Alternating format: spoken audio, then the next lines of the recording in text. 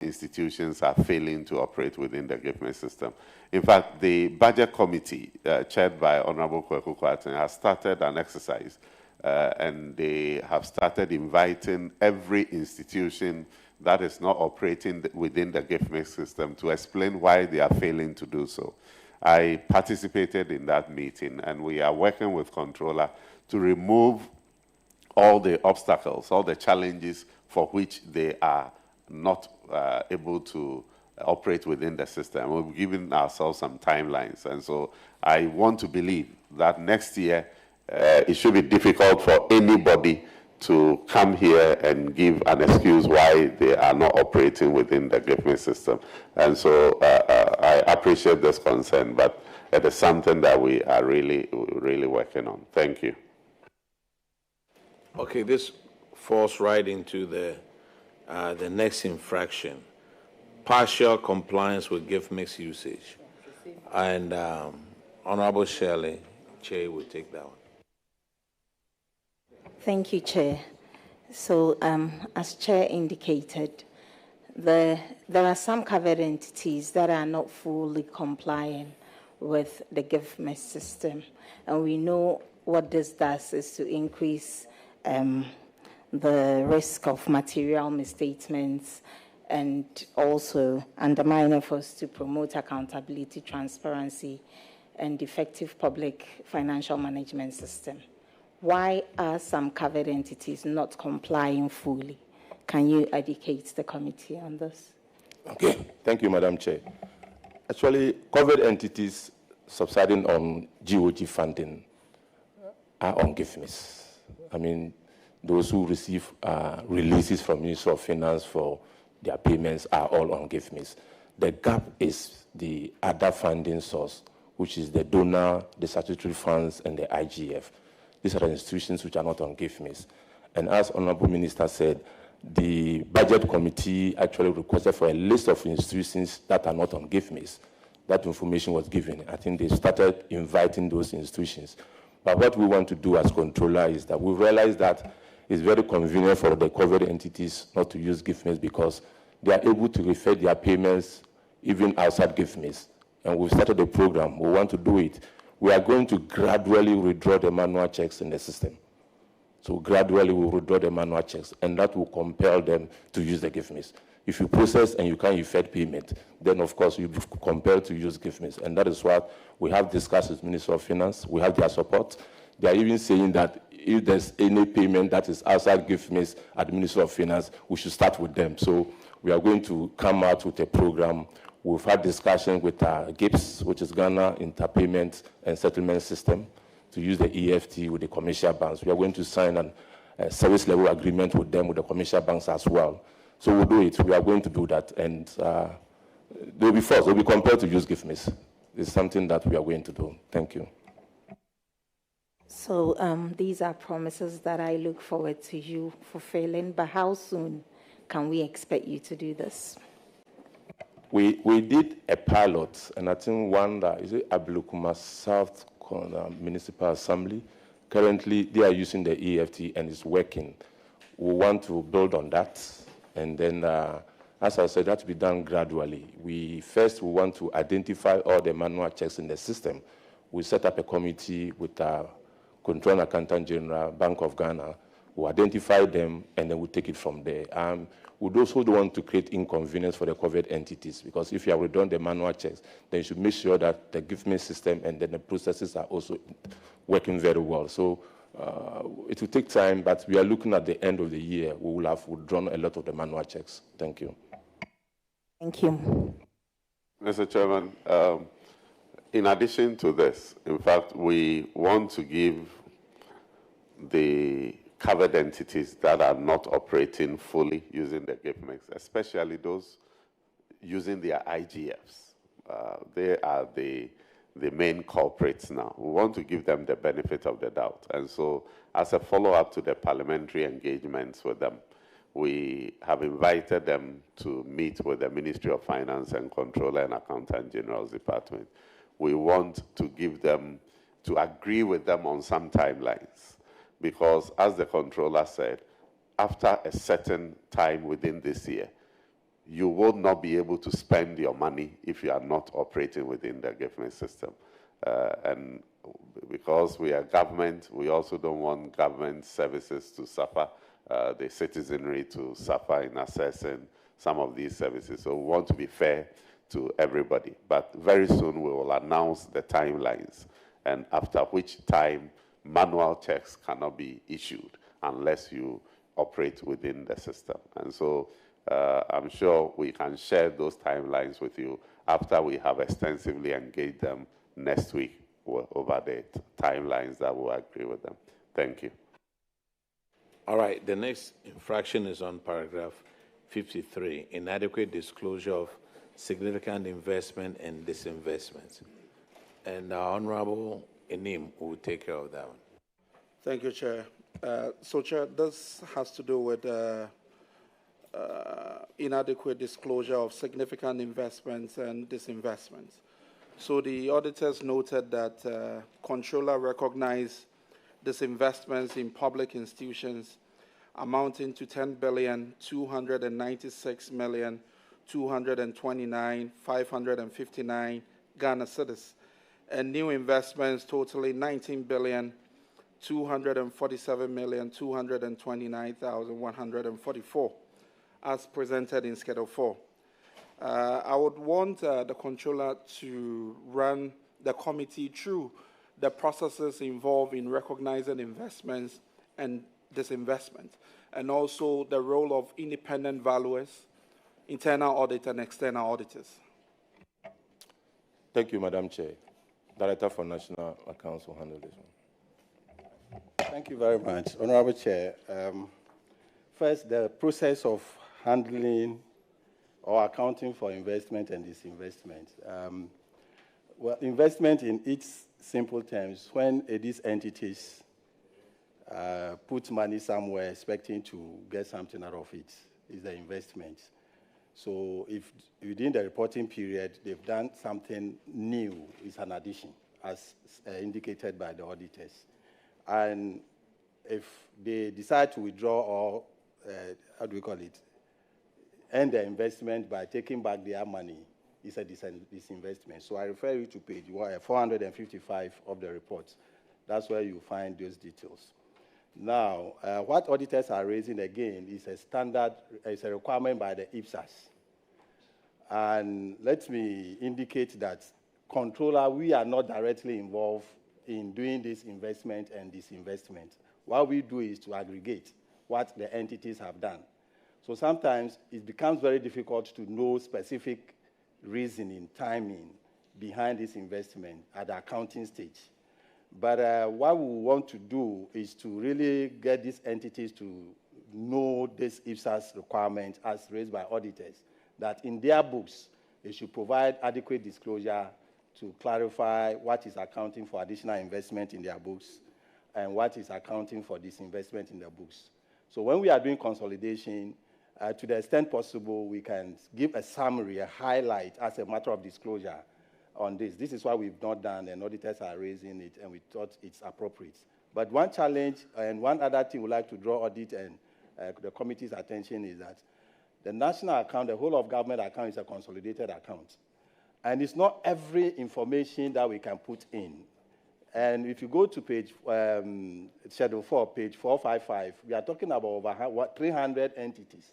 So is it the case that each of the entities we have consolidated, we have to explain the purpose, the nature, the transaction, asset involved, date, amount, and method of acquisition, financial impact, gains, losses, valuation, any ongoing commitment, risk, and benefit, alignment with government policy and strategic objectives? We are just wondering how we'll be able to capture all these things in the national account.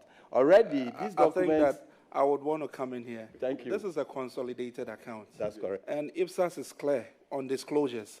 So irrespective of the number of covered entities, there is no excuse. So please, if it would take three booklets to get these disclosures done, I think you should follow that. No problem. Yes. And we are here to peruse whatever documentation you provide. So for us, that is no excuse. The auditors recommended that you should enhance instructions to reporting entities. What have you done about this so far? Yeah, thank you. Yes, we have really developed a comprehensive manuals, templates, and tools to guide all covered entities, and that has been acknowledged by the auditors. I humbly refer you to page 12 of the Auditor-General's reports. And yes, page 12 of the Auditor-General's reports. Compliance with international public accounting standards. And I humbly read paragraph 62. The Controller and Accountant General adopted the international public sector accounting standards accruals in the preparation of the 2024 whole of government account. The Controller and Accountant General developed and listed tools to enhance compliance with the IPSAS. With IPSAS, the accrual basis of accounting and reporting at the national and entity level for use by covered entities. So the tools have been mentioned: accruals reporting template, IPSAS accruals accounting policy, IPSAS compliance shadow account, IPSAS compliance checklist, training manual, and asset register. This is the statement. This was to achieve transparency, accountability, and fair presentation of the whole of government account. And this is the statement from the Auditor General. I must commend the Controller and Accountant General and his team for this achievement. So this has been done. What is needed is the entities to utilize them, and we are helping them. They need a lot of training to be able to utilize it. Thank you very much.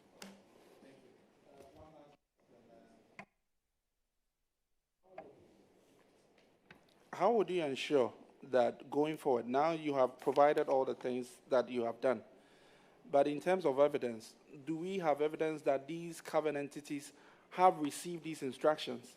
Because you would say it, and it's another thing, them receiving these instructions. Yeah. So do we have evidence to support that all covered entities have been given these instructions as to how to make disclosures going forward so we do not get into these problems? Thank you, Honorable Chair. Yes, we have evidence.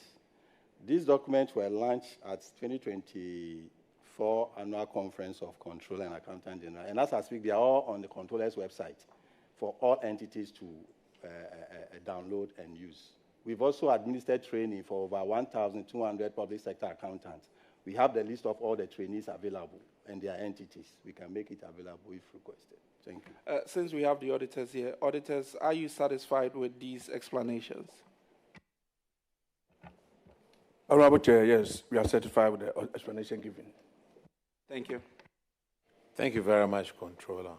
You are discharged. No, I have a few questions. Hold on, please. Unfortunately, Mr. Chairperson, I need 2 more minutes to ask. Yeah, the former Minister for Finance. Minister of State at the Ministry of Finance. Yes, she wants to ask you questions. Yes, when she was there. I'm looking at the actual accounts on page 43, and I see biological assets. And you're saying it includes agricultural bits. I just want to find out, how do you assess biological assets? The amount I see there is, to me, a bit on the low side, based on the definition you gave. The notes is 55B, but the actual is 43, page 43 on the accounts. Yes. Thank you very much, Honorable Chair. This is another benefit of IPSAS. Biological assets technically are those assets of natural character. Animals we have, and those things that we are holding that are biological in nature, and they are not being held for the intention of selling them. When you have a farm, when you have cows and pigs in the farm, if they are not there for resale, they are there to produce, like University of Ghana having a farm. These are biological assets. We have to find a way of valuing them and accounting for them in our balance sheet. It's a highly technical area we are looking at now. So it's good you've spotted this, Honorable Chair.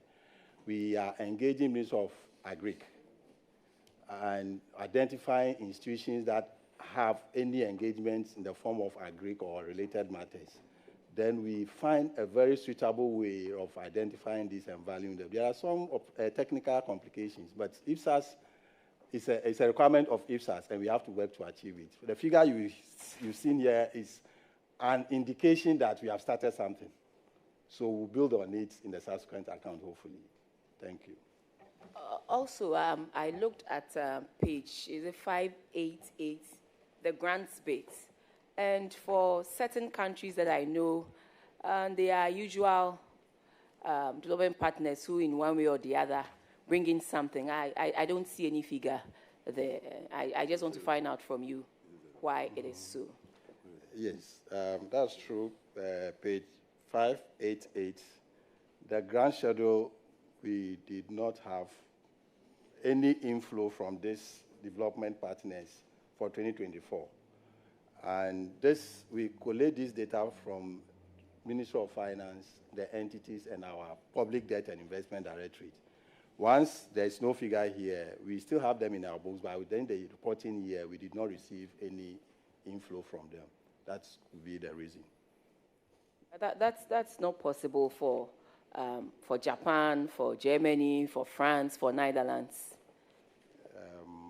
Yes. I don't know. So, Ministry of Finance, maybe the right division should collaborate with the Controller and Accountant General and help us get inputs for some of these grants, because I know that these countries, in one way or the other, contribute something. It can be nil. I know we are in the process of making sure we implement fully the IPSAS, but we should also take steps to ensure that any entity that is supposed to give you the right information does that, so that at the end of it, you give us a very comprehensive view of government assets and liabilities. And then finally, last week, Friday, we met Ghana Education Service, Ministry of Education, and consistently, every district that was cited for one infraction or the other had to do with overpayment and unearned salaries, and there was a third one. And payment of responsibility allowance to those not deserving of them. And for some of the districts, they maintained that they sent letters to Controller and Accountant General to halt these payments. Some said they have done that for a year. Others said they had done that for some months. And Controller and Accountant General has still not been able, has not stopped these payments. Controller, we want to find out from you that clearly, if there's evidence to that effect that they have actually written to your end, they have done everything that they need to do, and your people, as in Controller, has not done the needful, we will speak to the Auditor-General and leadership and apply the necessary sanctions, because it is becoming too many. Some genuinely tell you, we sent the letters, we have proof, we have done this, we have done that. On Friday, it wasn't a pleasant situation at all. Consistently, we had more than 50 districts being cited for the same issue. Yes. Thank you, Madam Chair. On Friday in the evening, I watched a bit of it on YouTube, and that was around 6 p.m. And I even sent a message to the Director General, Professor Davis, on the same issue. And that very evening, I called Mr. Mark Ilo that I wanted a copy of the audit report. And he has promised that this week I will get it. My issue is we shouldn't just end at recovery, because we realized that we were happy when they said recovered and then we take, recovered and we take. We should go beyond recovery. Who actually did it? If it is controller, the inputs. So the audit report will definitely indicate the recipients and their staff ID, if that should be in the audit report. So I want that report. We are working in collaboration with other security agencies, OSP, because if somebody did it, definitely we are using an Oracle system. There's an audit trail. We can go into the system and then identify who actually on that particular day process their allowances. It's something very easy that we can do. So what I'm saying is that once we get that, we should just extra patience, and then definitely with the investigation, those culpable will actually be brought to book. Because it's not a comfortable thing for me as well, because payroll issues has become something that almost every day I hear those issues. But on the issue of they written to us, Madam Chair, the processes that the letters go through, they don't come direct to controller. They write, if it's from the district, it goes to the region, it comes to headquarters before it comes to controller. So maybe we also have to investigate to find out that did the letters actually get to controller. There are situations where the district will write, it comes to the head office or even the region for about 6 months. So we also need to, that is what we want to meet GES and Ghana Health Service to look at our operations and their operations as well. And I remember I said this, we have a client service charter. We can revisit that and then agree on timelines. If there's a letter from a district to a region, how long should it be in the region before it comes to the head office? We should look at that. And then people keep on saying, we send the letter to controller, and for 1 year we haven't received the letter. And then you go to the district or region and you realize that the letter is still there. So we'll collaborate with them, and then they'll give us timelines, and this should be resolved. But for the audit report, I have requested for it, and we'll take it from there. Thank you. Thank you very much, Controller. But I think that in order to expedite some of these things, you should give them, in this day of modern technology, give them 2 or 3 emails that once they send to, from the district to the region should, so that there will be a paper trail. Sending emails is faster and more efficient than writing letters. And if you engage the heads of institutions, that moving forward, this is how you want to go about it. In addition to the letters coming to you, it will go a long way to solve some of these problems. Madam Chair, thank you. It's one of the issues we want to discuss. What we want to do is that if it had to do with inputting, then we'll still expect that the hard copies will go through the region to the head office and then come to us. But if it had to do with stoppage, then of course, as you're saying, we can even start with the email. So once we receive the email... But Controller, in sending the email, they need to attach the relevant documents. Yes, they will attach the relevant documents. So if they attach the relevant documents, it's the same thing there. No, it's the same thing, but as I said, if it has to do with inputting a new allowance or a new entrant, for that, it still has to go through that process. But for us to protect the public purse, what I'm saying that if we have to do with the stoppage of unwarranted allowance, then of course the email with the relevant documents, when it comes to us, we can stop the salary or whatever it is, whilst waiting for the original from the head office, so that we don't continue to pay unearned salaries to the recipient. That's what I'm saying. So.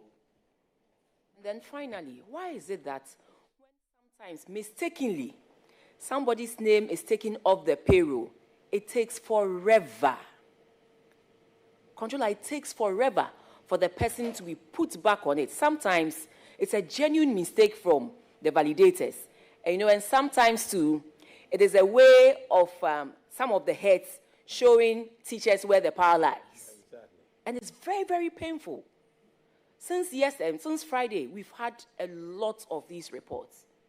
It's very painful that genuinely, your name is taken off the payroll for one reason or the other. You have to go to controller, sometimes 8 good months, and you still haven't been reinstated. Meanwhile, you are there working, and for one reason or the other, you are being validated. How do we cure this?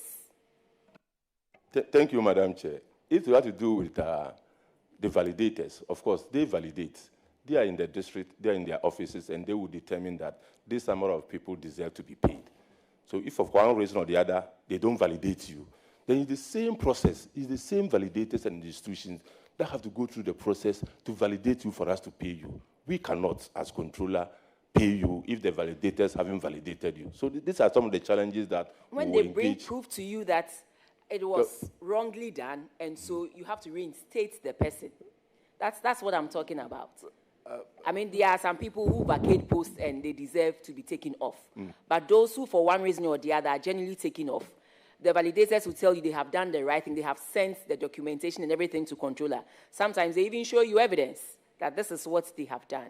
And the beneficiaries come all the way from the various places to come and sit in controller and see, who do I know to help me do this, help me do that. So let's not just explain it away. There are genuine reasons and genuine concerns.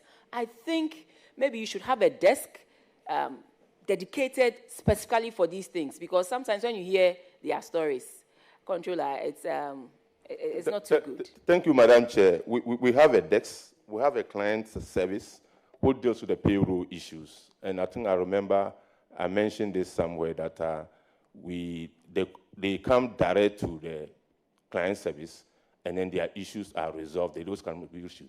The issue is that some of the issues could have even been resolved at the district level, but we don't understand why people still want to see somebody to resolve their issues for them. We think they are genuine concerns. You've gone through the process, and they will be resolved. We'll see to that. But please, I want the Director of Payroll is here, and I want her to also practically tell us what happens. Yeah, thank you. Thank you, Honorable Chair. Regarding the issue of responsibility allowance, normally when an officer of an institution is given additional responsibility, it's the institution that need to go through the normal processes to get that done. Now, for example, if in a school, a teacher is given additional responsibility of a guidance and counseling coordinator, it is the institution that need to go through the processes for approval, and they are the ones, the personnel processing sections, they are required to capture this data on the payroll system. For example, if the officer was Assistant Director 1, 19, with the responsibility, it would be Assistant Director 19H if it was 19L. So you don't find it as a line item on the pay slip. It's just the change in job. So it's the institution that is supposed to capture this data on the payroll system and then inform controller.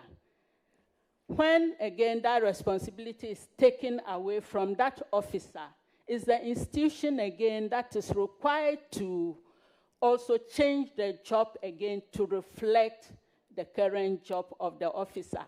Until that is done by the institution at the personnel processing section level, controller cannot do anything about it. We do not actually capture data regarding these issues. In my submission, I said that once they identify and they claim, they bring it to controller, they don't act on it. So I'm not asking controller to go to the institution and check, but they are saying that once they are normally seen, they write letters to controller and they expect controller to do the needful. That was what they said on Friday. Yeah. So my issue is, why does it take so long? And the Controller and Accountant General explained that sometimes the processes through which these letters are brought to the attention of controller is the issue. And so we mentioned the fact that we should come up with some emails or some quickened way of addressing these things. So I get that very well. But my issue is, as soon as it is brought to your attention, do the needful to make sure these names are off, or those who are receiving allowances that they are not supposed to receive, go off. That's all I want to put across. Honorable, the example I gave is that if they do not take action at their own level and they bring the letters alone, we cannot do anything about it. That is just the message I was trying to carry forward. But as soon as the action without, they can't write a letter without taking action. Nobody does that. You know, sometimes the letters can come to us without them taking action at their level. So most of the time we have to refer these documents back to their institutions. Madam, these to are take administrative issues that you can check on them. So we ask that you check these things. The most important thing is that people are paid for what they have worked for. Yeah. Those who are not supposed to earn certain allowances shouldn't be put on those ones. So work with Ghana Education Service and the Ministry of Education to see how best we can rectify this. That's all we are saying. Nothing more, nothing less. All right, thank you. Madam Chair, thank you. But I just want to add that we need cooperation from the general public, because sometimes the investigators find it very difficult to get to the bottom of it because people are not ready to cooperate. So if you're a teacher and someone has taken money from you, you ask who has taken money from you, and they find it very difficult to come out. No, just let us know. Pardon? Just let us know, to cooperate. Because of the information that we are getting from the investigators, that these are sometimes they will start an investigation and get somewhere and they get stuck because they are not forthcoming with information for them to actually arrest the culprits. So please, if you're a teacher and someone has taken money from you, we are not going to mention your name. You just come out. We will have a way of doing it just so that we know those who are involved. If the controller staff, we will not shield that person. Controller. Yes, sir. Thank you very much. What we'll do is, on some of our sittings, we'll invite you to come and sit down and hear for yourself what is going on. And then you try to help us resolve these issues. When you have one institution that has unearned income of 270,000, one institution, then you ask yourself, what is going on? And that's what the country is watching. They are watching you and I live. Thank you, Mr. I Chairman. wanted to... Mr. Chairman, respectfully. Controller, you said they should tell you, they should come out. How do they do that? I mean, we are on national television. How do they come to you? There should be a means. There should be a system where, let's say, a telephone line or an email where they are sending you an email. I mean, let the public know. We are live on TV. We are coming out by next week. All the regions will advertise their telephone numbers, and then the head office as well will do that, and then the emails as well. We've started the process. So all the 16 regions will advertise in their dailies for every. If you have issues, you don't even have to travel to Accra. Just call the number. If you're in the Eastern region, you go to the regional director's office there, and they will have it. If they cannot, then they'll escalate you to the head office. So we'll advertise the telephone numbers for all the 16 regions. Thank you. Mr. Chairman, I want to thank you and to say that the genuine concerns of people who wait several months before being put back on the payroll is something that will be looked at. It is some reports that we have been made aware of. And I want to add also that we've come across some allegations of payroll-related fraud issues that we have asked the investigation agencies to investigate. Fortunately, because these things are done on the system, it is even possible for us to see who activated somebody, who deactivated the person, and all that. There was one that went viral recently about someone who complained that I think a teacher or so, name was taken off the payroll. Somebody assisted him to get it on, and the person was demanding a lot of money from him. Because he did not pay, they went ahead and removed his name from the payroll. We have taken serious view of this, and it is being investigated. Fortunately, controller knows the person in the controller office who activated, who deactivated, but a lot more information need to come out for us to know what really went on and for the appropriate punishment to be meted out. And so the finance minister takes serious views to some of these things, and he's asked that we have an in-depth investigation into it. We will apprise the general public of whatever the outcome is. And as Controller said, the public should be free to come forth with any information that will help us nip this trend in the bud. But also, very, very important thing for us to realize is that before anybody is paid from any of, from GES, from Ghana Health Service, anywhere that is on the payroll, somebody has to validate that there is this person in the VRJHS number 1 in Akosombo who is a teacher, and me, the head of the institution or whoever, I'm validating that the person has worked and must be paid. We are going to the extent of identifying validators and bringing them to book if they validate people who have not worked for a particular month. And so we must all be on guard and realize that everybody has a responsibility to protect the integrity of our payroll.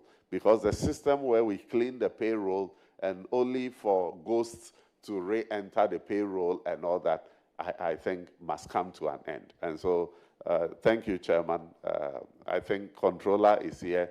They must take this as an admonition for them to go and work efficiently to make sure that genuine people who for one reason or the other find their names off the payroll are brought on within the shortest possible time. I know that they will want to be cautious in putting people back on the payroll, but 6 months, 8 months cannot be an acceptable time frame. And so it is something that I think we need to take in good faith and all work together to clean. Thank you. Minister, 1 minute. And the last thing has to do with the banks who received these monies. You know, sometimes when their attention are brought to some of these wrongful payments, they refuse to send it back. Last week, Friday, we had one from a rural bank, and the attention had been drawn to the fact that it was a wrongful payment, and yet still they were refusing to do the needful. So one of our colleagues here suggested that they speak to the Apex ARP, but since these banks are under you, under Ministry of Finance, we'll ask that you collaborate with them, and that once a notice is brought to their attention concerning this in a formal way, they need to do the needful. Because you can't have public funds sitting, government money sitting in your account, even when your attention has been drawn to the fact that these are monies that should go back to government coffers. So just to let you know of what happened on Friday and how Ministry of Finance can assist us in this regard. Thank you. Controller, we have questions to ask your Central Region and Western Region office. Do you have somebody here to answer those questions? Or you are going to sit there and answer them? One observation. Two of them. No. Are they two? Okay. Honorable Jesso. Okay. Mr. Chairman, so they were even asking me to humbly ask that you take that before they leave so they don't have to come back. Thank you. So, Mr. Chair, just sorry to take you back a bit. Please allow me to straighten some record. Madam Chair made an observation of grant schedule on page 588 of the report. I got a bit alarmed that we saw 00, and that's not a good incentive. However, if you go back a bit to page 586, the grant schedule has actually been categorized into two categories: grant in cash and grant in kind.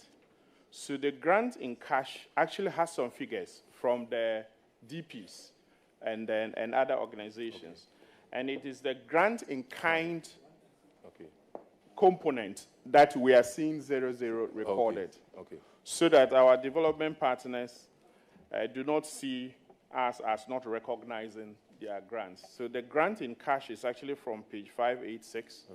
And so you see African Development Bank has about 120 million, and the others are listed. It is when you come to the grant in kind that we don't have figures. Okay, I thank you very much. Thank you very much. Okay, Controller, now we'll go to paragraph 186 of the ministries, departments, and other agencies. And it's untransferred unearned salaries by banks. Honorable Nancy AJ will take that one.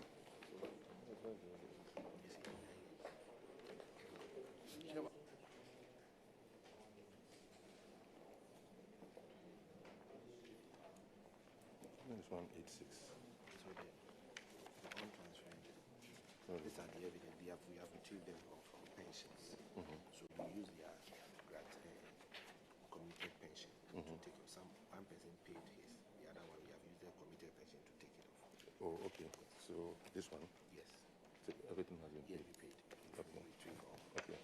How many were the two people? They didn't mention But one person, I think there were three or so. we use what? His committed pension? Committed pension. One person paid, then two. The rest we used committed pension. Okay. We deducted from their committed Pension, okay.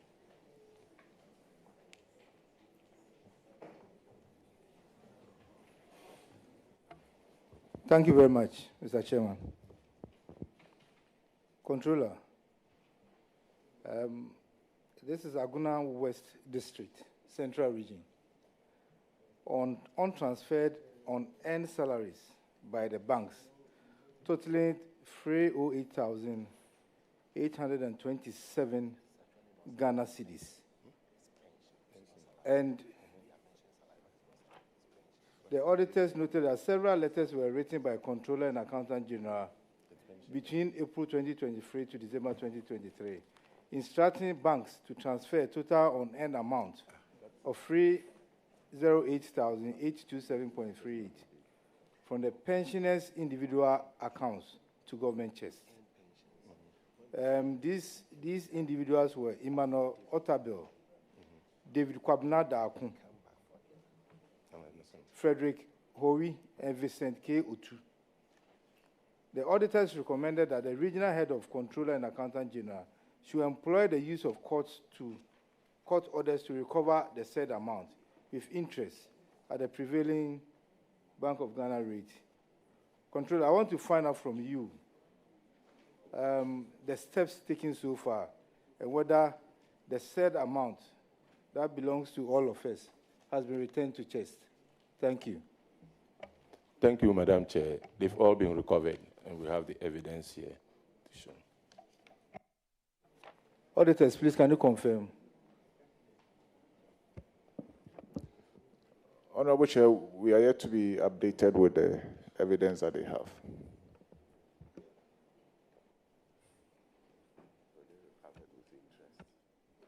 Controller, please, can you tender in the evidence? Yes. Okay.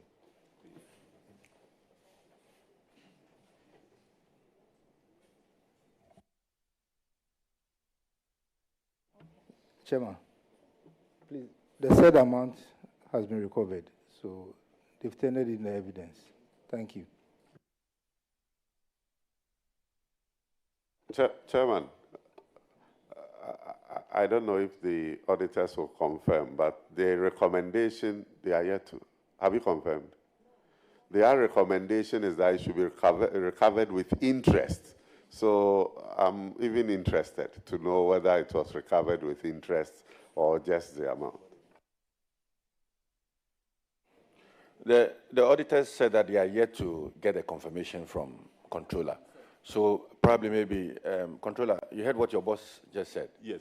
So please ensure that before it gets to the auditors, there has to be interest attached to whatever you are giving to the state. Okay, thank you. It's a fair instruction from your boss, not us. Okay. Thank you. So you check it.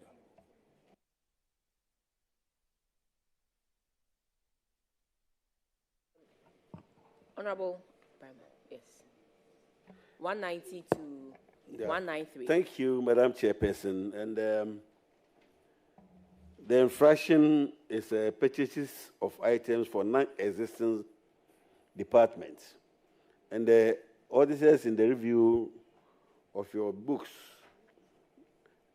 came across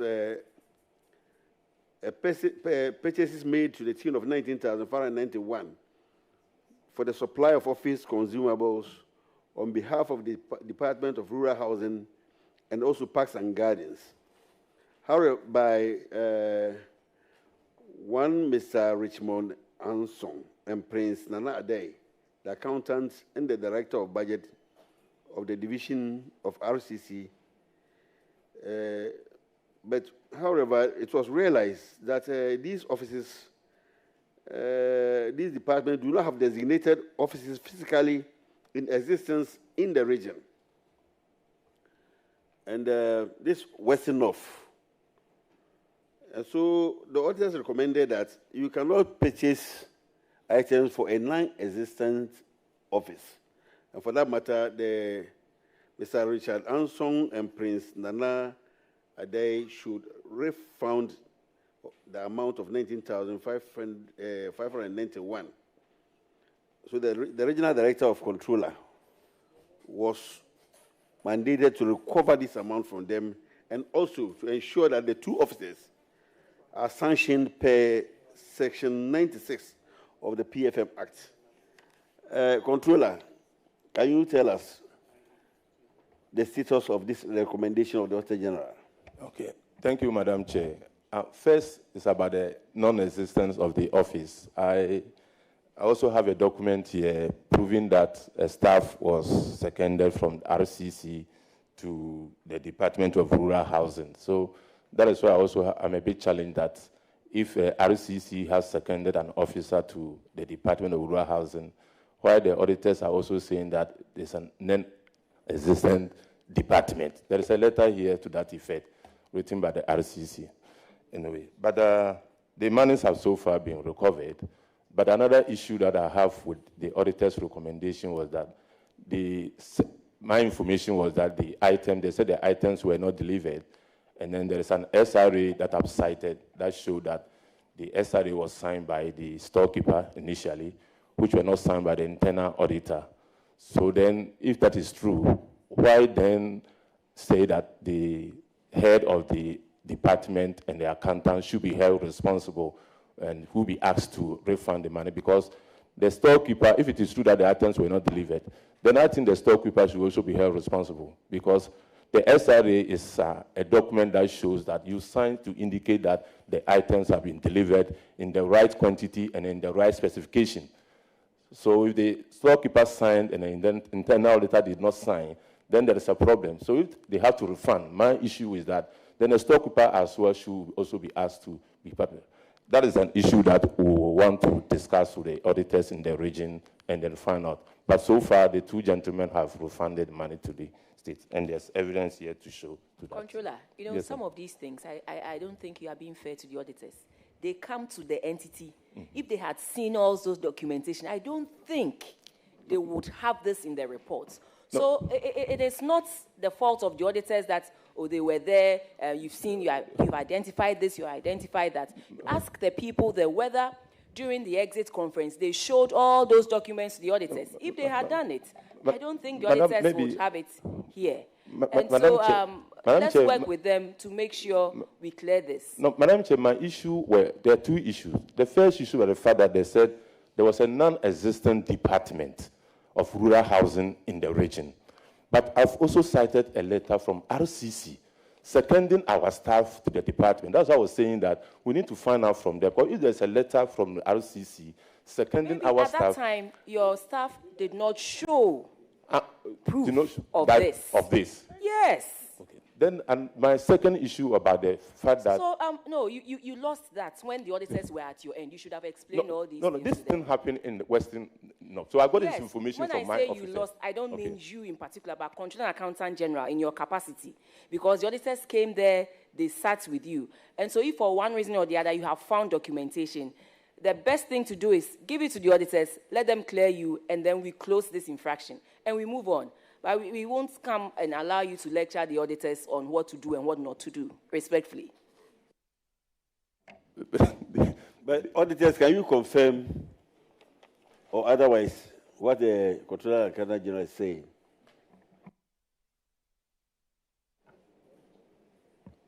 Honorable Chair, we are yet to be updated with the recovery as he has indicated. Controller, up till now, the auditors don't have the information you have.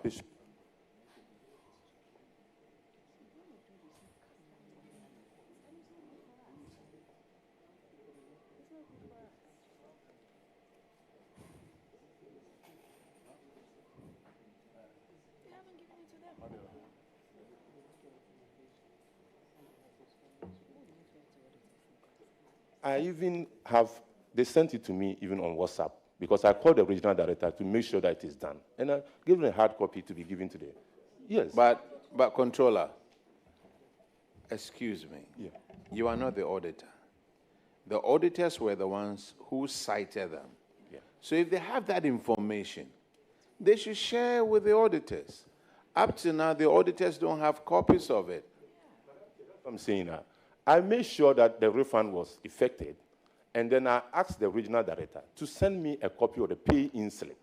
So they sent it to me on my WhatsApp last week, and then I forwarded to our staff that he should run a copy and then give it to the auditors. So I made sure that it was done, and I have it here, yes. So it goes to prove that your staff did not follow through it. That's what it is. If you have the information, yeah, let's make sure that you... Oh, okay. My information copy was sent to the regional auditor. Good. All right. But I have it here. Auditors will follow up okay. on it. Okay, Controller, you are discharged. Thank you. Now let's go Ministry of Finance. And all those who are going to answer questions, please stand up and let them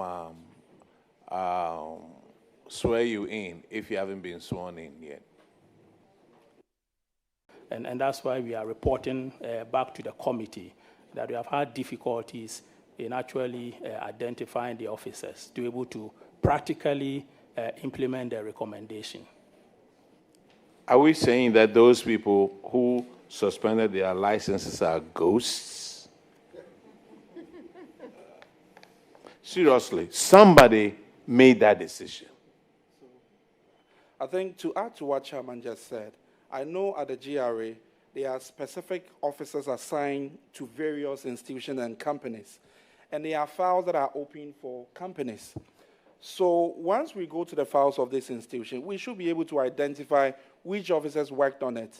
So to tell the entire committee that you cannot identify the officers that are responsible to these three companies, it's quite strange. I don't know, even with systems, there are system traces, audit trails, so you can go back and find out which officer initiated this and all that. We can go back to the developers, and they should be able to help us in this. So, Commissioner, I think that the committee deserves a better explanation. But, Chair, we are in your hands, so. Okay, the Minister wants to speak. Chairman, we have discussed this issue extensively before appearing before your committee. And I took the position that you are taking currently. But the challenge they explained to us was that they still believe that the decision to suspend the licenses were taken correctly. The challenge they had was proving that in court. And it was in the process of defending GRA in court that they did not get the evidence that they needed at the time because of the migration of the data from one system to the other. And so the question is who to surcharge. Is it the person who, in their opinion, took the right decision to suspend licenses, or the ones that could not get the information to prosecute the case in court? So that is where the difficulty was, that genuinely it was the difficulty in proving the matter in court that led to the payment of the $2 million, and not necessarily the decision to suspend the licenses of the companies. And so that is the difficulty we have now as to who to identify and ask to pay the money. Is it the one who could not provide the information in court, or the one who suspended the license? And this is the genuine difficulty that they are presenting to us. And so that is what it is. Thank you. Minister, I will leave this one in your hands for you to investigate further, because paying 2 million Ghana cedis like that is serious. So we'll flag it and give it to you, and we hope that you give us further and better information within 30 days so that it will form part of our report to the floor of Parliament. The next one is a payment Chairman, of... thank you. We will delve into it, well, because we need the money. Yes. Honestly, I wish today we could pinpoint who to surcharge, but as you have advised, we will take it up and see what better conclusion we can come to. Right. Thank you. The next infraction is on paragraph 198, payment of unearned salaries. Honorable... Thank you, Chair. Yes, sir. So this infraction has to do with payment of unearned salaries to the tune of 250,430 Ghana cedis. So the auditors noted that 8 staff who had separated by death, suspension, and resignation and leave of absence received unearned salaries totaling the amount stated above. So there are 8 of them, 1 who is deceased. The recommendation is that Commissioner-General should recover this amount from all 7 and the next of kin of the deceased. Where are we in terms of recovery?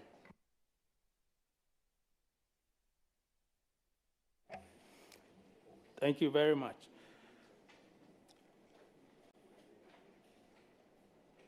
We have at the moment recovered about 157,758 10 pesos out of the 250,492.73 pesos. Okay, Commissioner. Making a total of about 89.61%. There are 2 recoveries. There's also another element of recovery, which is 66,799.38 pesos. So the 2 make up the total recoveries of 157. Has the evidence of this recovery has been presented to the auditors? Yes, Chairperson. Auditors, can you confirm if such an amount has been recovered from all 8?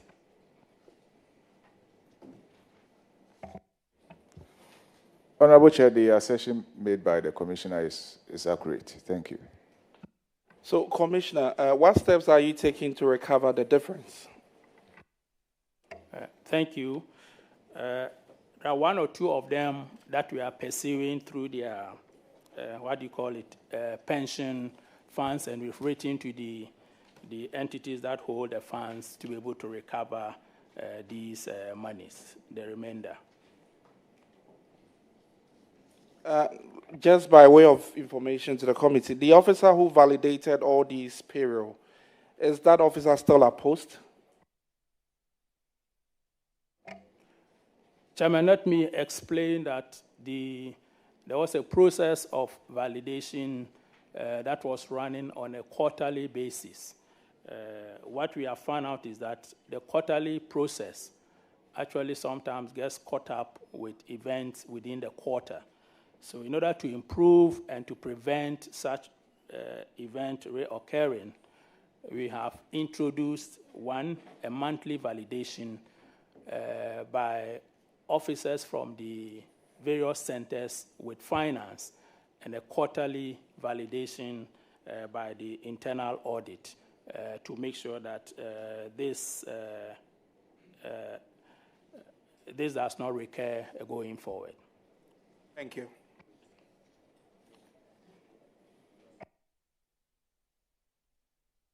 The next infraction is on paragraph 202.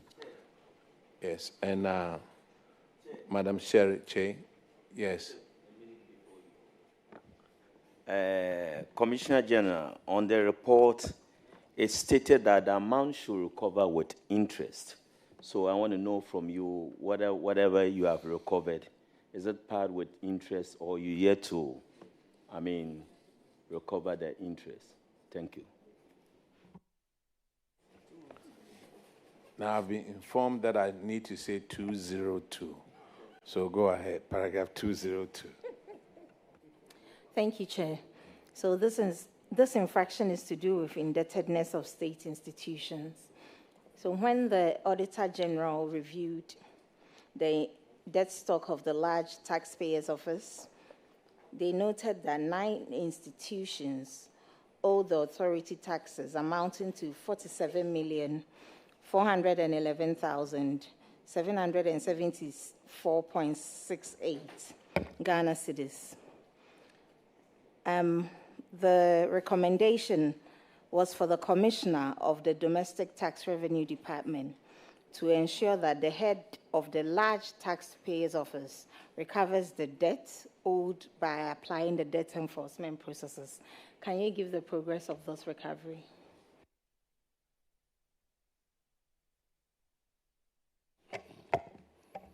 Thank you, Madam Chair. Madam Chair, tax indebtedness of state institutions is one of the challenges we go through as an authority. And I think anytime we come here, this has been a topical issue that we go through. The story hasn't changed, and most of these state institutions are owing us. The issue before us, Madam Chair, we've just recovered 59,000 out of that. So we still have 47.3 million of this amount still owed by the state institutions mentioned in the report. Thank you, Madam Chair. So, Graphic Communications Group, out of the 3.4 million, how much have they paid? Madam Chair, they haven't paid anything. Graphic hasn't paid anything. Yes. Gihok Distilleries, they owe 2.1 million. How much have they paid? Madam Chair, they haven't paid anything. With the exception of Ghana Water, that has paid the 59 million, the rest, the 59,000. The rest of them mentioned haven't paid any. So, Akosombo Industrial Company, 1.6 million, they haven't paid anything. Airtel, Ghana Limited, 37.7 million, they haven't paid anything. Airtel Mobile Commerce, 1.8 million, they haven't paid anything. PBC Limited, 268,000, they haven't paid anything. The good old Tema Oil Refinery, 136,000, they haven't paid anything. Hey, Glow is here. Glow Mobile Ghana Limited, 185,000, they haven't paid anything. What Ghana Water has paid has cleared. Is it Ghana Water has cleared, right? Yes. With respect to this, they've cleared their liability. They've cleared. Yes. So the other ones, what time limit do you have for them? Madam Chair, they've exhausted the time limit, and as I indicated, one of the challenges we're facing as a revenue collecting institution has to do with indebtedness by the state institution. In fact, Madam Chair, what you are seeing in here is related to only 2023. But if you get the indebtedness of the state institutions, they are far more than this. So it's a big challenge for us when it comes to revenue mobilization in the country. Thank you, Madam Chair. Please, let the committee know what your challenges are. Very well. We will submit to you the total indebtedness of the state institutions to the committee for you to assist us to how we can recover. I'm not asking for you to submit the total indebtedness. I want to know what your challenges are so the committee can best assist. The challenges has to do with cash flow from these state institutions. Some of them mentioned are having serious cash flow challenges. So as a result, they are unable to honor their tax obligations. That is as simple as that. Thank you. Yes, sir. Thank you, Mr. Chair. Mr. Chair, I just want to find out from the Commissioner. He says that the challenges they face has to do with the state institutions. And he's even saying they will be glad to furnish us for us to assist them. I don't know. The committee is not a debt or revenue collected. I mean, that's not part of our mandate to assist you. You have been mandated to collect revenue on behalf of government. So if you have state institutions owing these huge sums of money, what are you doing to ensure that these monies are recovered from these state institutions? Because I know if it were a private company, perhaps you would have sent your men to go and lock up their offices, waiting for them to come and pay for you to open.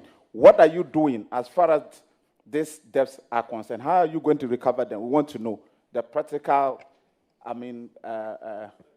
steps that you are taking to ensure that these monies are recovered. Thank you. Okay. Thank you very much, Madam Chair. Madam Chair, just before the Commissioner General comes in, I noticed that the first one is actually under the honorable colleague who just spoke, Ministry. Honorable, it looks like you must help them all.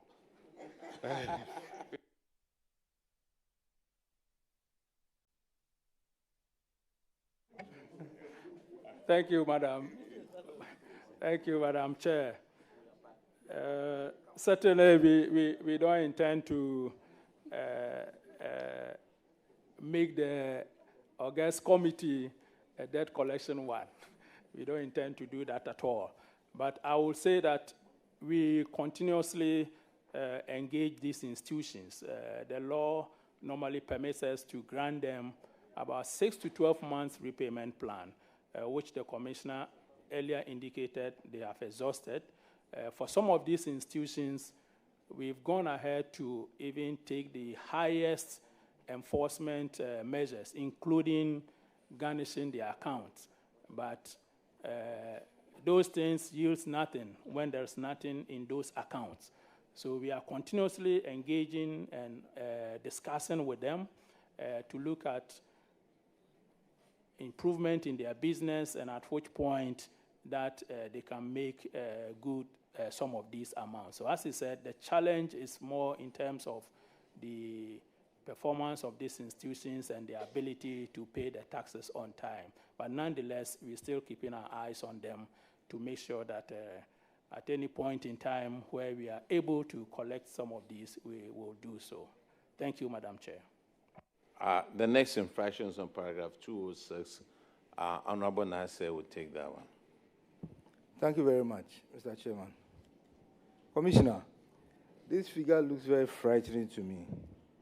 Unpaid value-added taxes to the tune of 403 million Ghana cedis, 360,040 Ghana cedis, and $4 million, 328,067 Ghana cedis.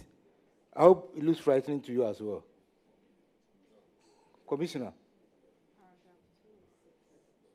paragraph 206.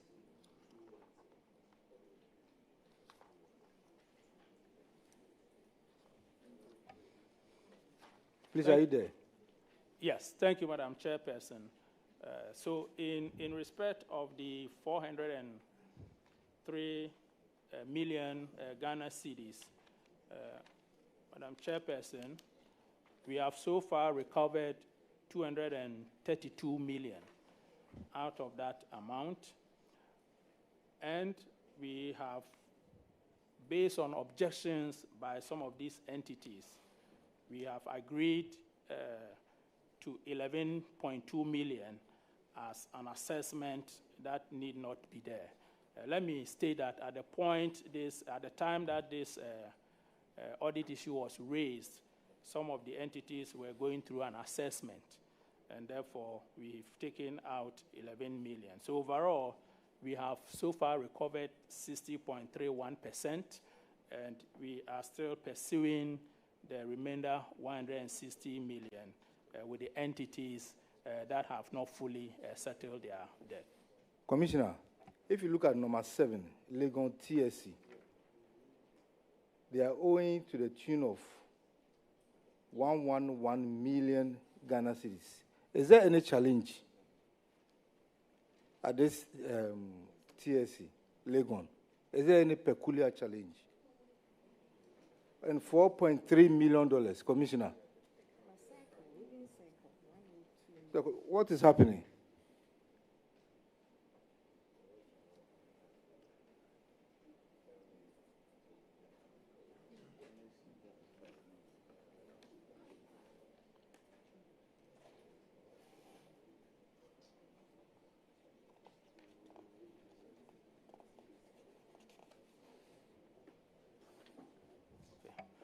All right. Thank you very much, Madam Chairperson. The Legon TSC, that is the GRA Tax Center Service Center. So that is the center responsible for collecting, but that center is not the branch owing the debt. There were 2 balances that the center was meant to focus and collect. So the CD component, which is 72.8 million, so far,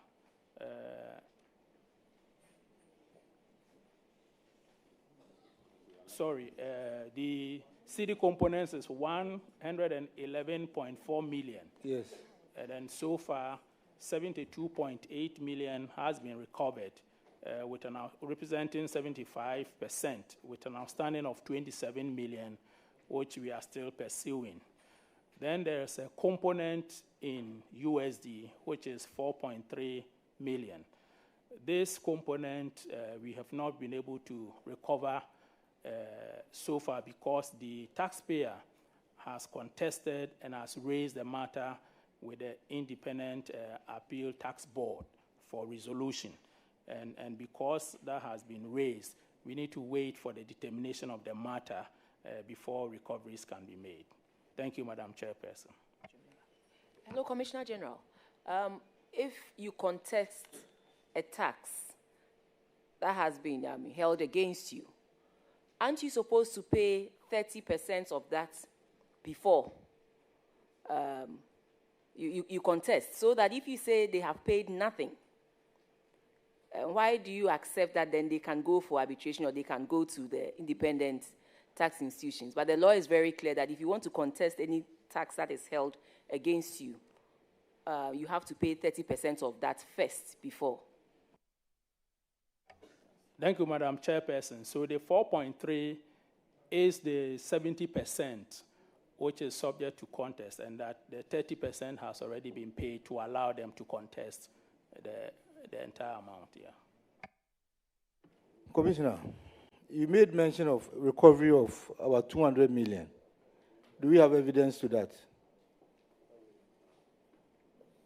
Madam Chairperson, we do have, yes. Auditors, please can you confirm? Honorable Chair, we can confirm that a total of 231,966,855.06 has been recovered, and the objection determined is 11,296,101, making the outstanding balance to stand at 160,097,083 cedis.98. Thank you. Thank you. Commissioner, these figures look frightening. What are the measures being put in place to mitigate this risk? Seriously, I don't understand it. Thank you, Madam Chairperson. The collection of taxes, sometimes we are faced with a challenge and difficulties from, if I may say, difficult taxpayers.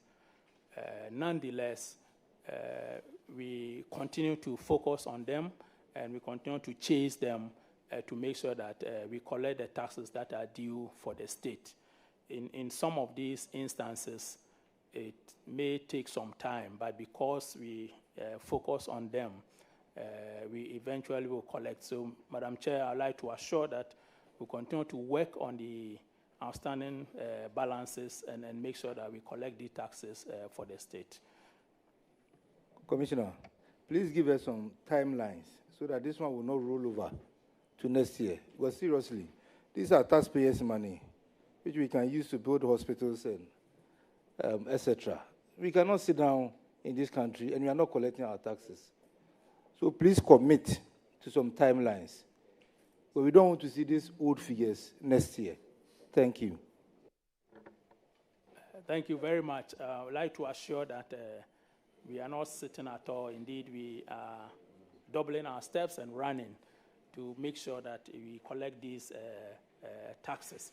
I would like to assure that by the time we come before you next year, these amounts would have been fully recovered. The Minister for Finance is taking leave of us. He has to attend to an equally important... The Deputy. Hey, I'm sorry. The Deputy Minister is taking leave of us. He has to attend to a very important assignment, but he'll be back to come and join us. All right. Thank you very much, Minister. Yes, sir. Yeah, Chairman, I think that my question, those other officers sitting in are capable of answering. So, but it's very simple. I want to understand the assessment period as indicated in the auditor's report is for 2023. And here we are, so far, we are chasing debts in relation to 2023. And the highest figure I have heard is you've been able to collect 75% for one of them. That is the one with the highest figure, which is Legon TSC. My question is, as the one who actually does the assessment of these taxpayers, do you take into account their capability and then the conditions prevailing within the tax period, such that we don't overstate the expectation in terms of the revenue expected, and we are unable to recover or we are unable to realize it at the end of the year? Because here we are in 2025, so 2024 is also pending, and we might run into the same situation. And when we're chasing, I don't think that it will be prudent, or maybe it will be okay for us to be chasing debts in relation to 2023 and then 2024 to come to add. You are there, so maybe you can share with this committee some of the your experiences, such that you don't overstate what your expectations are, and then we come, realizing that you are not working. Perhaps you are working hard enough, but you are not realizing it because the budget, the targets that you have of these entities are just not reasonable. Okay. Thank you very much, Madam Chair. Madam Chair, I think to understand this, we should know the basis of the assessment that we do in the Ghana Revenue Authority. We have different types of assessments. We have provisional assessment, we have the self-assessment, and we have audit assessment, which we normally call additional assessments. Now, most of the liabilities that we are seeing here come after audits.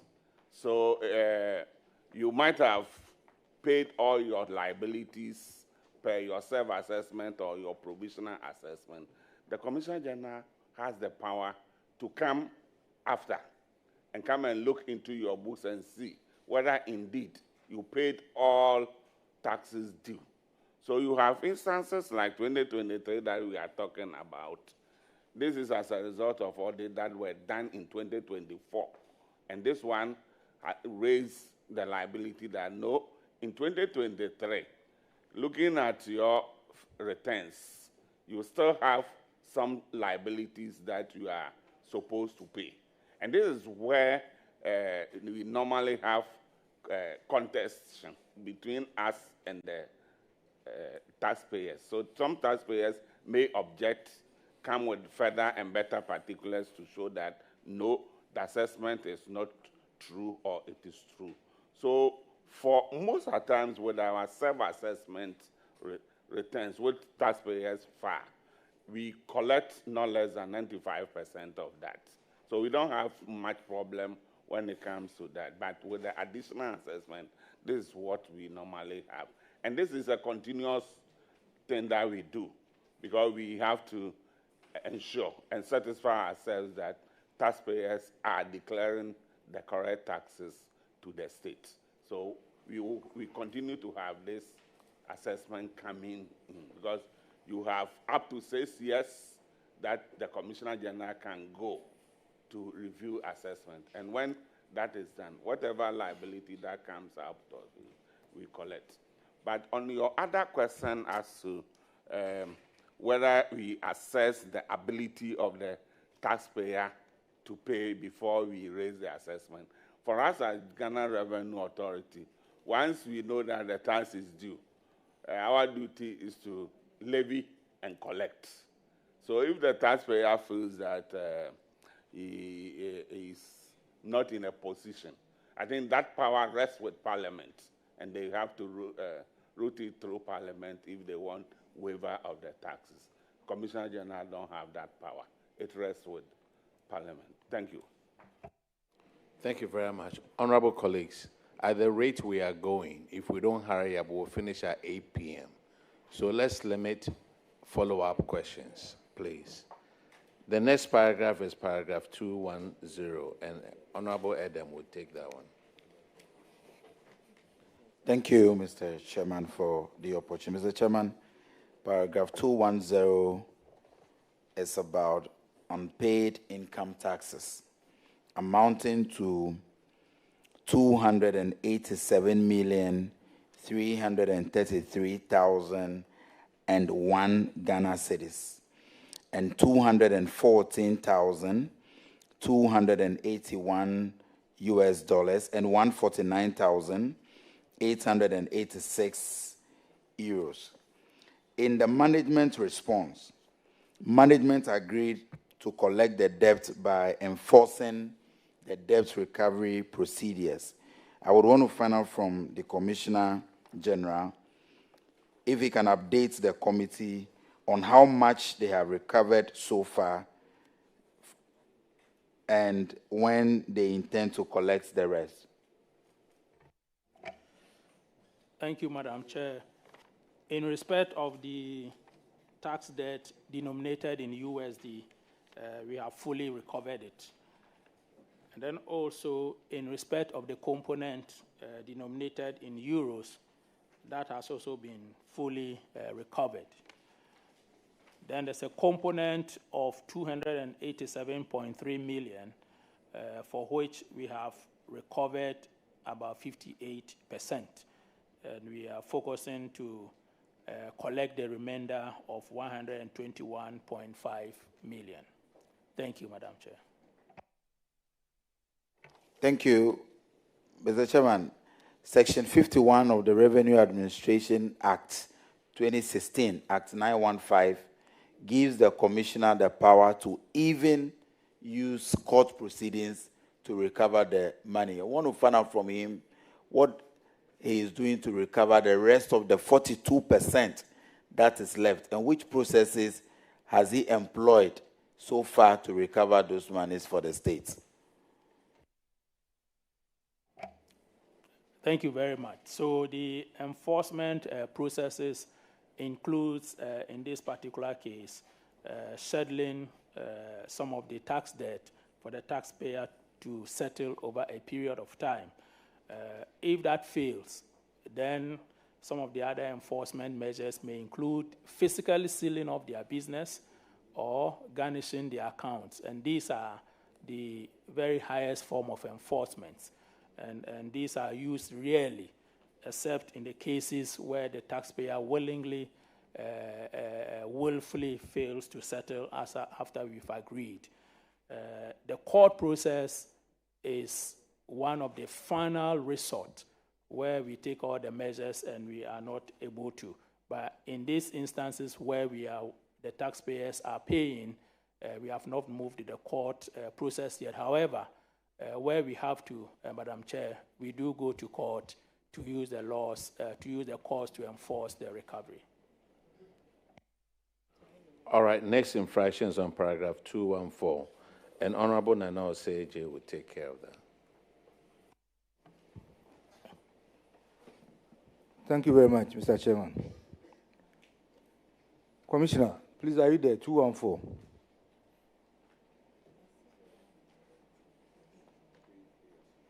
Oh, sorry, Chairman. You are there? Okay.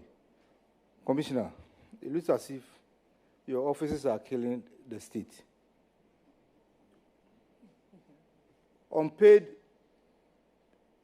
PAYE, pay as you earn taxes, totaling 139,833 and 139 million.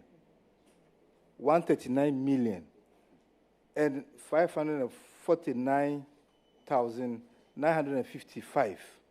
This is due to the state. US dollars. This is due to the state, Commissioner. And your offices, the same Legon is contributing the highest in this infraction. The auditors recommended that the Commissioner, Domestic Tax Revenue Department Division, should enforce its debt recovery procedures to recover the debt and apply the provisions of Act 915. Commissioner, these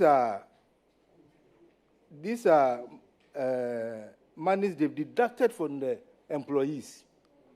They've already deducted it. So why are they not paying the state? Where is the money, Commissioner? I don't know what you are come to say again. But the state needs the money.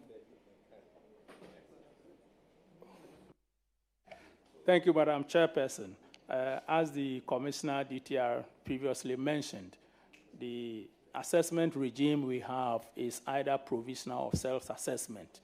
However, after the taxpayer has done their own assessment, as an authority, we go back to check and verify whether the assessments were done correctly and accurately in line with law. So these debts are raised after we've conducted the audit. So we are not killing the state, indeed. We are making sure that the state survives by collecting the additional taxes that we find through the audit. Madam Chair, again, there are two components here. In terms of the dollar debt, it has been fully recovered. And in terms of the CD debt, so far we have recovered 47%.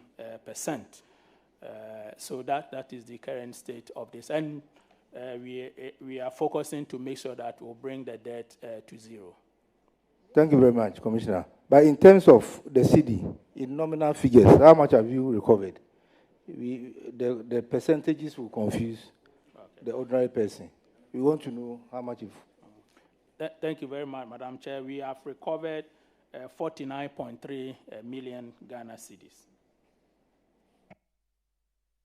All right, the next infraction is on paragraph 218. And Honorable Ernest will take care of that. Thank you, Chair.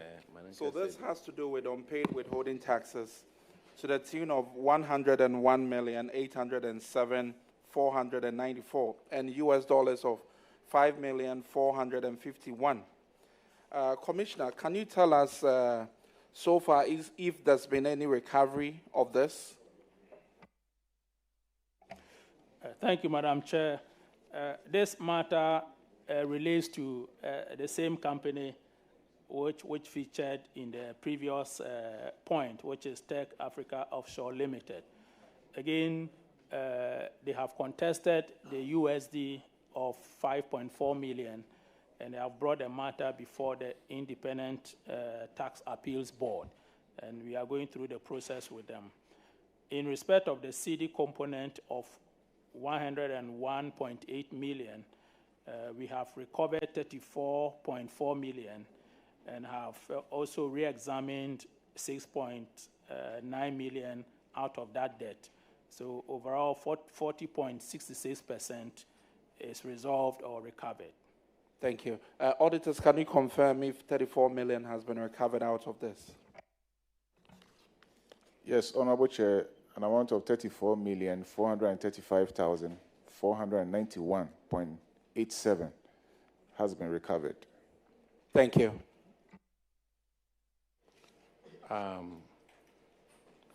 The next one is paragraph 222. Honorable Jeffrey, please. Yeah, this infraction has to do with unpaid communication service tax. 5 communication service providers had not paid 1,905,657.32 as communication service taxes to the Commissioner General.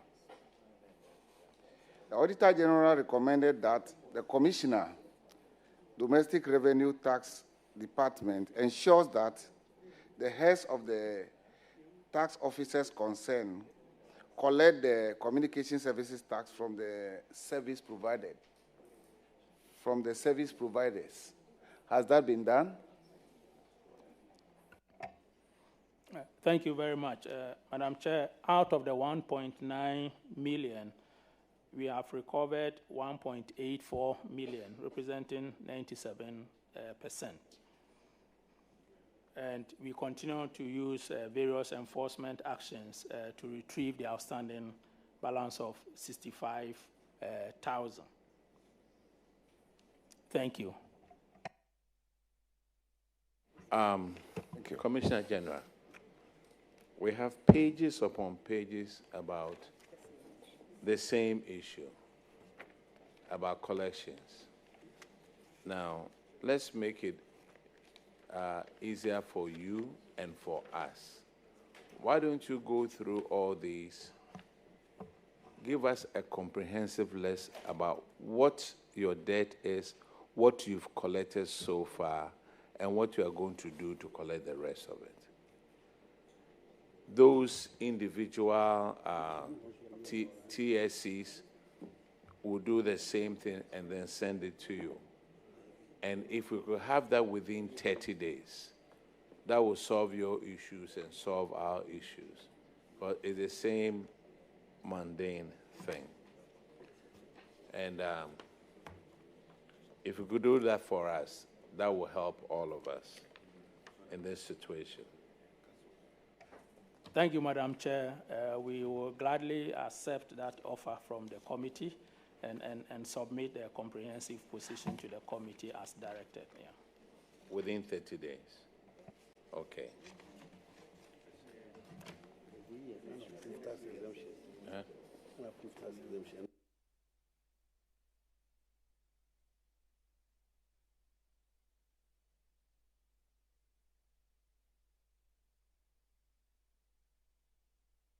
Now, if you look at the paragraph 381, that one is a little bit different. Unapproved tax exemptions.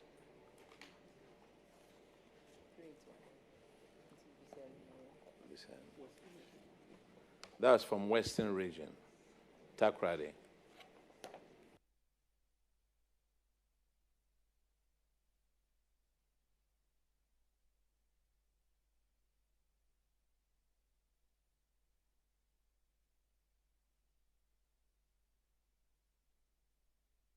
Okay, that would also be part of the report that you will give us.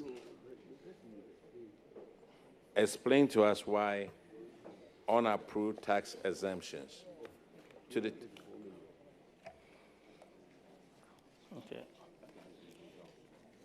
Madam Chair, the 381 has been resolved at the moment, yes. Commissioner General, how was it resolved? Yes. Yeah. We have provided the auditors with the parliamentary approval for those tax waivers. Retrospective. No, this at the time of the audit, the approvals were in existence. Auditors, can you confirm? Honorable Chair, we can confirm that. So, in that case, Commissioner General. Chair, we would expect with respect, if you can permit me. Yeah, with respect, there are two issues here separately, like I want us to take it on, like paragraph 358. Release transit transaction pending. Ghana Revenue Authority, Custom Division. And then another one also. Sir, this is all part of the things that he's going to get for us within 30 days. You know we are sitting again at the end of September. So by that time, he would have brought it. And if he hasn't brought it, we'll call him again for him to come and meet with us. So, Commissioner General, you and your people are discharged. Thank you very much. Now, let's call Statistical Service, please. Madam Chair, on behalf of the authority and management and staff and our minister, we would like to thank you for the opportunity of appearing before you.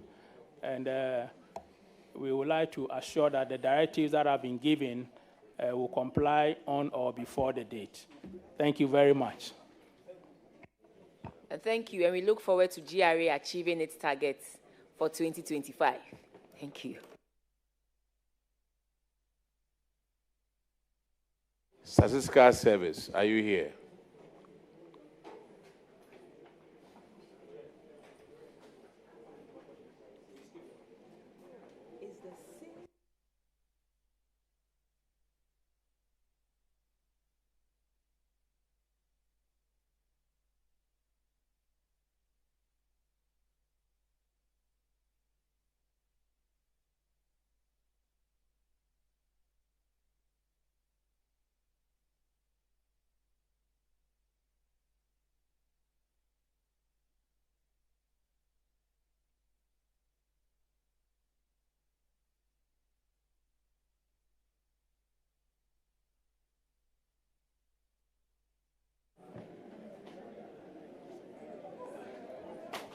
Is Statistical Service here? Ministry of Finance.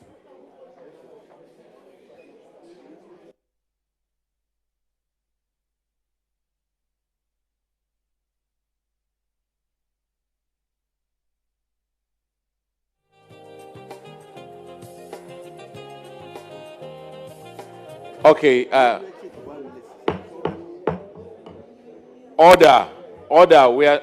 We are still live on air.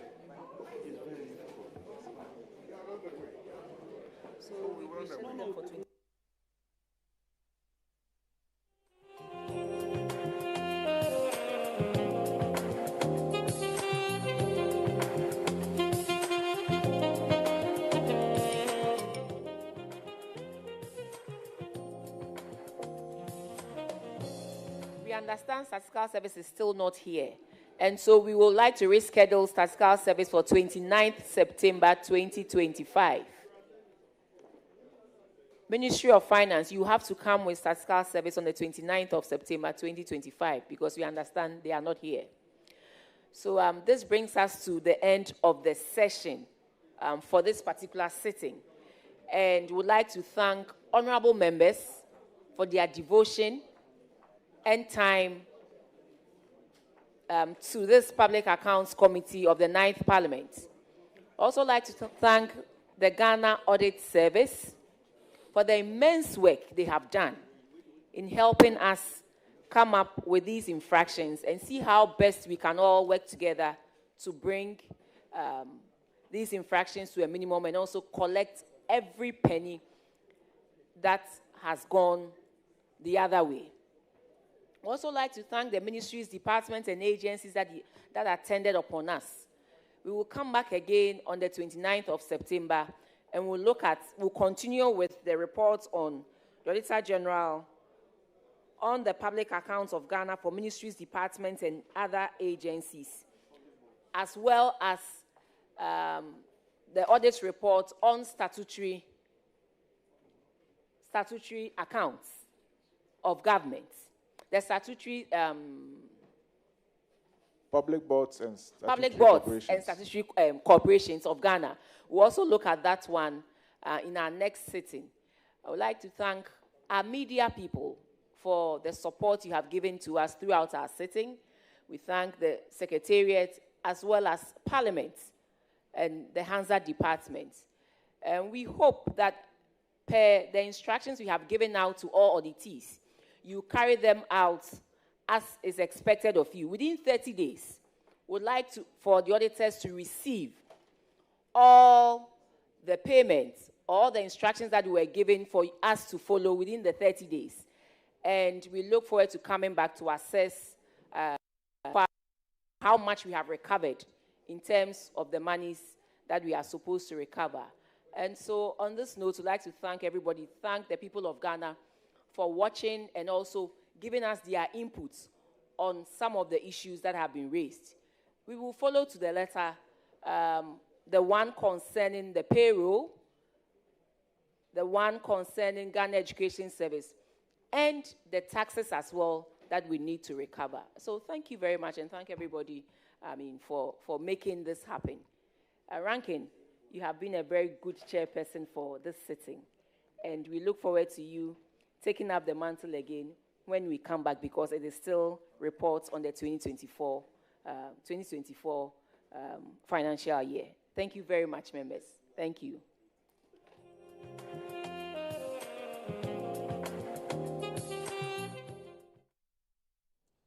Public Accounts Committee sitting. You had chairperson for the committee, Abna Osei Ashari, wrapping it up for this particular session, the public hearings of the Public Accounts Committee, which committee sits to probe the audited accounts of the various ministries, departments, and agencies as captured in the Auditor-General's report. The report in question or under review is the 2024 report of the Auditor-General, which cites various agencies, departments, and ministries for several infractions. What, however, seemed to run through the infractions of almost all of the ministries, departments, and agencies was the issue of unearned salaries. And of course, the committee has made some or given some directives. When the committee sits or resumes in September, somewhere around September 29, it is expected to receive reports from the various directors of finance, accountants, and what have you of the ministries, departments, and agencies that have appeared before the committee in this particular session on what progress has been made in respect to recovery of some of these funds that, if you like, have been cited for infractions in the Auditor-General's report. I am Nana Tufo Boateng. You've been watching our live coverage of the Public Accounts Committee probing or scrutinizing the Auditor-General's report and hearing from various ministries, departments, and agencies. We'd like to entreat you to stay with us. Keep watching ChannelOne TV.